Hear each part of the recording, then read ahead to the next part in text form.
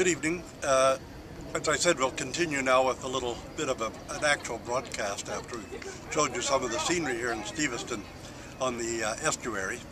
And I wanted to add a little bit of a broadcast again about Orthodoxy in the 21st century and some of the difficulties that we do face. I receive a lot of comments from the YouTube broadcast, and particularly on the private message section of it, the messages you can't see under the broadcasts. And there are still a lot of people concerned because they really think that somehow 19th century imperial Russia was some kind of spiritual apex, and in fact it was a spiritual catastrophe. It was a disastrous era in many ways for the church.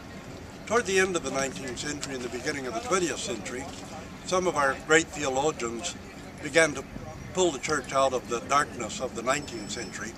But it was also an age of when a lot of the Christ movement, which was a sectarian movement, mixed with a good bit of actual paganism, it actually dominated a number of major monasteries in Russia and was very powerful.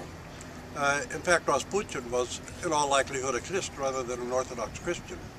And we have to recall that coming out of the end of the 20th century, we also passed at the same time from into the really scientific era, into the era of quantum mechanics and quantum physics. And we've been very slow at coming to grips with that huge transformation. So right up until the present time, people have still been teaching various kinds of philosophy, but within the church there's also been maintained a lot of superstitions and folk religion in the place of really solid patristic theology. And those superstitions have cost the church a lot of younger members. And what I'm trying to call upon people to do is to move into the 21st century and relate to the 21st century and relate to the culture and society around us so that we can respond to it in a creative and positive way. It does no good to talk about golden ages or complain and gripe about the present era and the conditions of society in the present era. Complaining and griping don't accomplish anything. What we have to do is to embrace it in a certain way so that we can respond in a truly Orthodox Christian way. And one thing we have to do is break ourselves loose from the dry, meaningless, vapid moralism that dominated too much of the life of the church, and come into a full understanding that what the real problem of mankind is. The alienation from other people, the alienation from God, the alienation from ourselves, and the alienation of far too many Orthodox Christians from the very century in which we live. And yet our younger generation are going to live in this century and progress into it long after we're gone from the scene. So we have to, I think, address in contemporary terms, in contemporary terminology, in contemporary language, the actual problems that are facing young people and offer them some kind of solace and solution in the face of them rather than simple condemnations and criticisms. And we're going to have to embrace the new knowledge that has come our way, even when it disagrees with the models of reality of former times.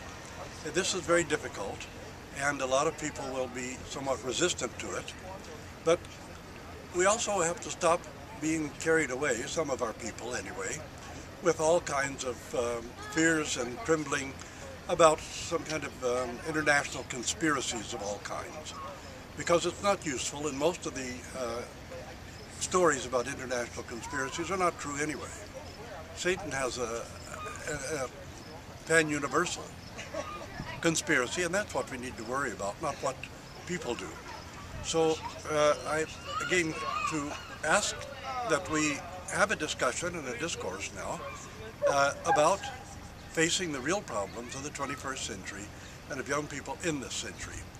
Why so many people reject religion in favor of spirituality, and why we have to see that religion is not very useful.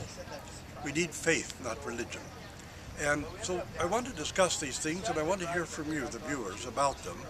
And I want to hear the questions that arise in this day, in this era, in this century, that need to be responded to by the Orthodox Church. So thank you and God bless you, and we look forward to hearing from you now about these broadcasts.